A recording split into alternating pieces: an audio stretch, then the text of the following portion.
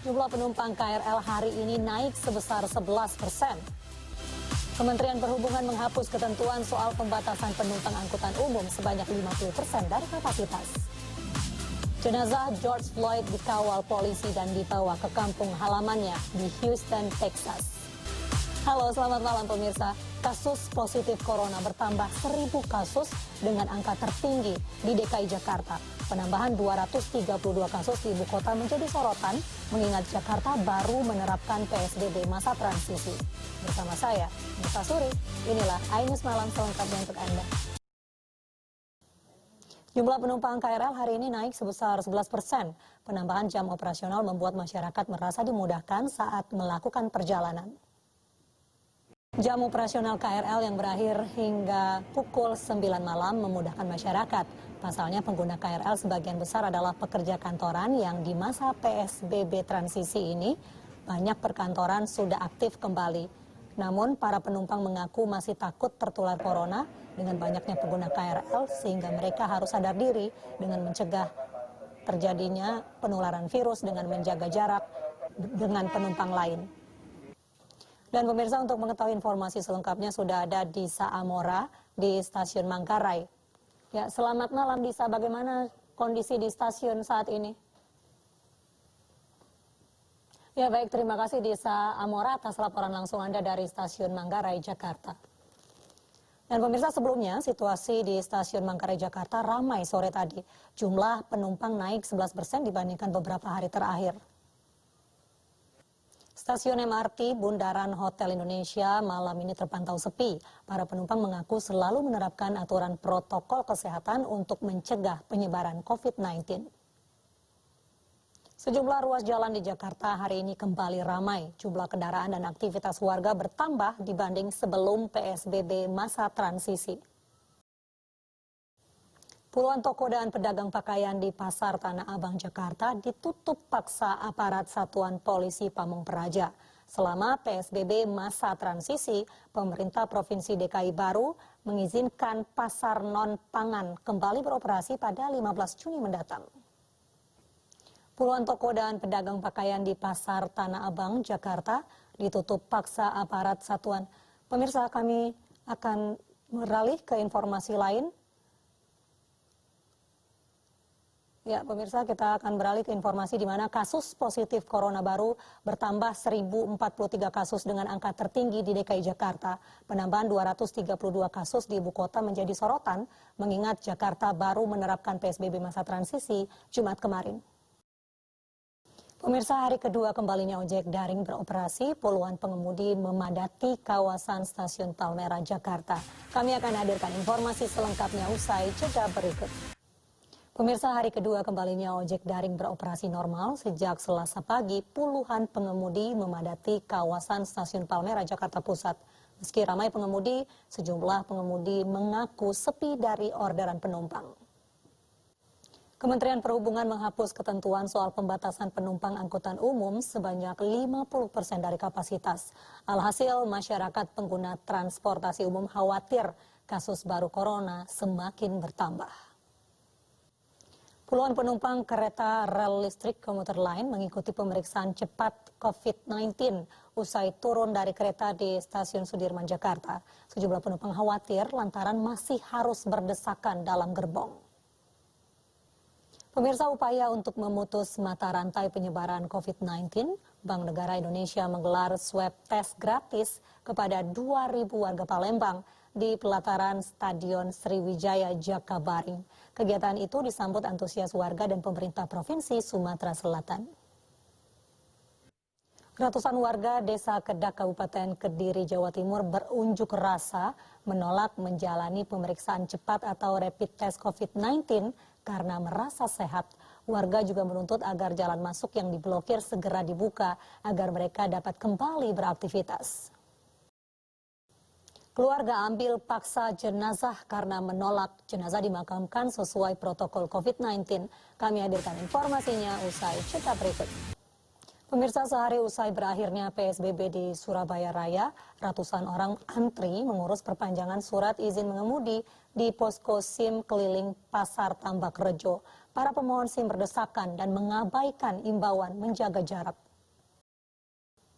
Pembatasan sosial berskala besar Surabaya Raya tidak diperpanjang meski kasus COVID-19 masih tinggi. Namun ahli epidemiologi Universitas Airlangga menilai Surabaya belum siap memasuki masa new normal. Pemirsa, di Surabaya, Jawa Timur, video ambil paksa jenazah dari rumah sakit viral di media sosial. Keluarga nekat mengambil paksa karena menolak pemakaman dengan protokol COVID-19. Seperti inilah saat pihak keluarga pasien membawa jenazah keluar dari rumah sakit. Pihak keluarga menganggap pasien meninggal bukan karena virus corona. Padahal menurut rumah sakit, pasien tersebut berstatus PDP. Berdasarkan keterangan rumah sakit, pasien meninggal dengan gejala sesak nafas dan seharusnya dimakamkan dengan protokol COVID-19. 26 orang yang ikut dalam mengambil paksa jenazah pasien pengawasan COVID-19 di Makassar, Sulawesi Selatan ditangkap. Kini 26 orang itu masih dalam pemeriksaan. 26 warga yang ditangkap atas kasus pengambilan jenazah pasien positif corona berasal dari 2 kasus berbeda. 25 orang dari kasus pengambilan paksa jenazah di Rumah Sakit Dadi dan 1 orang dari Rumah Sakit Stella Maris. Kini 26 orang tersebut masih dalam pemeriksaan. Dan pemirsa, untuk mengetahui informasi selengkapnya sudah ada Leo Muhammad Nur yang berada di lokasi. Ya, Leo, apakah masih diperiksa saat ini 26 orang yang sudah ditangkap polisi? Ya, Leo, berarti dari 26 orang sudah 2 orang ditetapkan sebagai tersangka, lalu dari 26 orang ini apa saja peran masing-masing? Dan juga apa hubungannya dengan jenazah, apakah seluruhnya keluarga atau hanya kerabat atau hanya tetangga? Berarti tidak semuanya keluarga. Leo, dari 26 yang sudah ditangkap polisi, apakah mereka juga akan melakukan rapid test? Apa hasilnya? Apakah dari hasil rapid test sudah ada hasilnya? Apa langkah selanjutnya yang akan dilakukan oleh polisi setelah menetapkan ada 3 tersangka dari 2 kasus melarikan jenazah PDP ini? Ya, baik. Terima kasih Leo Muhammad Nur atas laporan langsung Anda dari Makassar, Sulawesi Selatan. Selamat malam. Dan pemirsa, hari kedua PSBB parsial di Bogor, Jawa Barat, petugas gabungan TNI Polri menggelar inspeksi mendadak di sejumlah lokasi. Petugas masih menemukan sejumlah pelanggaran. Beginilah kondisi kawasan industri di Cibinong, Bogor, Jawa Barat. Di masa PSBB parsial ini, pabrik tetap harus menerapkan protokol kesehatan sebelum dan saat bekerja. Selain jaga jarak, setiap karyawan wajib menggunakan masker dan sarung tangan selama berada di dalam pabrik. Tidak hanya pabrik, petugas gabungan juga mengecek protokol kesehatan di salah satu mal di Bogor, Jawa Barat. Pengecekan guna memastikan geliat perekonomian dapat berjalan tanpa menimbulkan kasus baru penyebaran COVID-19. Puluhan warga protes kenaikan tarif listrik dengan mendatangi kantor PLN Kota Depok, Jawa Barat. Selengkapnya sesaat lagi. Puluhan warga protes kenaikan tarif listrik dengan mendatangi kantor PLN Kota Depok, Jawa Barat. Sejumlah warga mengaku mendapat tagihan listrik tidak wajar hingga 5 kali lipat. Pemkot Surakarta, Jawa Tengah mengaku tidak bisa membayar tagihan listrik kantor dan fasilitas publik. Hal itu karena anggaran Pemkot telah tersedot untuk penanganan COVID-19. Pemerintah Kota Surakarta sudah kehabisan anggaran untuk penanganan COVID-19 di Kota Surakarta, Jawa Tengah. Hal itu berdampak pada sejumlah tagihan seperti di perusahaan listrik negara.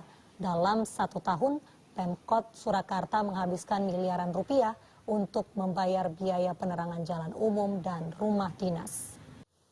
Pemirsa, selengkapnya terkait kenaikan tagihan listrik selama PSBB, kita simak pernyataan Bob Saril, Direktur Niaga dan Manajemen Pelanggan PT PLN dalam dialog iNews sore tadi.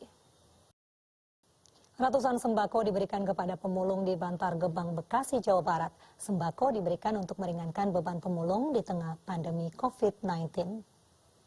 Bantuan sembako diberikan Ketua Umum Persit Kartika Chandra Kirana bersama pengurus pusat Persit. Ratusan sembako diserahkan ke warga yang tinggal di perkampungan kumuh, permukiman pemulung di Kampung Ciketing, Bantar Gebang, Bekasi, Jawa Barat. Bantuan ini merupakan bentuk bakti sosial kepada warga yang terdampak dari pandemi COVID-19. Pemirsa, mari kita dukung para pejuang kemanusiaan dengan peduli melawan penyebaran virus corona. Bantuan bisa disalurkan melalui rekening yang tertera di layar televisi Anda. Aktor Dwi Sasono dipindahkan ke Rumah Sakit Ketergantungan Obat Cibubur, Jakarta untuk menjalani rehabilitasi. Kami hadirkan informasinya di iNews Malam sesaat lagi. Pemirsa, aktor Dwi Sasono hari ini dipindahkan ke Rumah Sakit Ketergantungan Obat Cibubur, Jakarta untuk menjalani rehabilitasi. Dwi Sasono akan direhabilitasi selama 3 hingga 6 bulan karena mengalami ketergantungan dan terbukti tidak terlibat dalam jaringan narkoba. Seorang ibu di Payakumbuh, Sumatera Barat ditangkap polisi karena terlibat jaringan narkoba lintas provinsi. Atas perbuatannya, sang ibu tersebut terancam hukuman 20 tahun penjara. Jenazah George Floyd dikawal polisi dan dibawa ke kampung halamannya di Houston, Texas. Kami hadirkan informasinya sesaat lagi. Iring-iringan polisi mengawal peti mati George Floyd. Rombongan akan membawanya ke gereja The Fountain of Praise. Peti mati Floyd yang berlapis emas sebelumnya disemayamkan selama 6 jam agar warga mendapat kesempatan untuk memberikan penghormatan terakhir sebelum dibawa ke Houston, Texas. Mendiang George Floyd akan dimakamkan di Taman Memorial Houston dan akan disiarkan langsung oleh stasiun televisi lokal. Sementara itu, pemirsa, demonstrasi damai atas kematian pria kulit hitam George Floyd berlanjut di negara bagian New York, Amerika Serikat. Ribuan demonstran memenuhi jalanan di Manhattan. Ribuan demonstran beraksi dengan damai di jalanan. Mereka membawa poster, berjalan kaki, dan meneriakkan slogan anti-rasisme. New York memberlakukan jam malam sejak demonstrasi pekan lalu diwarnai insiden pembakaran, perusakan, dan penjarahan.